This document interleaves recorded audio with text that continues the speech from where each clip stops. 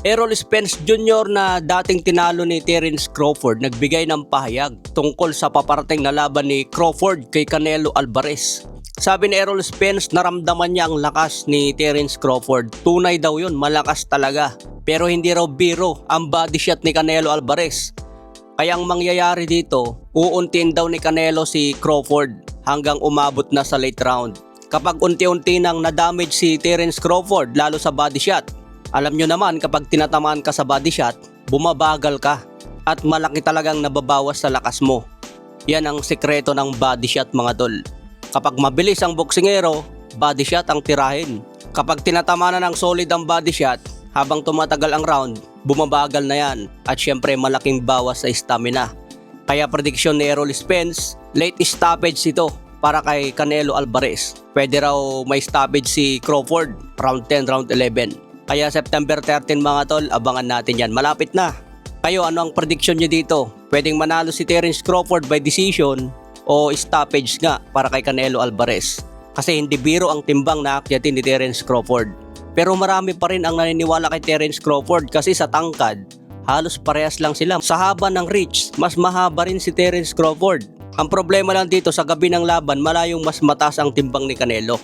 At matagal na siyang lumalaban dyan sa 168. Kaya sanay na siya na tumanggap ng suntok ng isang 168 pounder.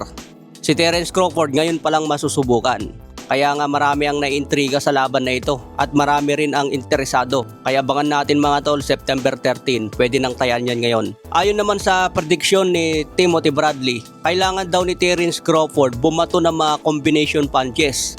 Kasi kung pa isa-isang suntok, isa-dalawa, hindi raw ito tatalab kay Canelo Alvarez dahil mabilis din kumounter si Canelo at may defense. Kaya mas epektibo raw para kay Terence Crawford na bumato ng maraming kombinasyon. Katulad sa ginawa ni Dimitri Bivol, laging may follow-up na jab.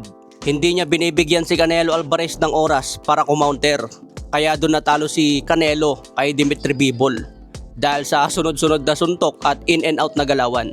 Sa ibang banda naman may lumalabas na larawan mga tol na black eye daw si Canelo Alvarez laban kay Jaron Dos Ennis kasi napabalitang nag-sparring ang dalawa bilang pag-aanda ni Canelo kay Crawford. So ayon sa mga post sa X account, na-damage daw ang isang mata ni Canelo Alvarez na may suot na headgear laban kay Dos Ennis. Paano na lang kung walang headgear kapag tinamaan ito ni Terence Crawford? Sa boxing kasi mga tol, normal ang ma-black eye kasi suntok yan eh. Hindi ka naman bato na kapag tinamaan ka walang damage yung mukha mo.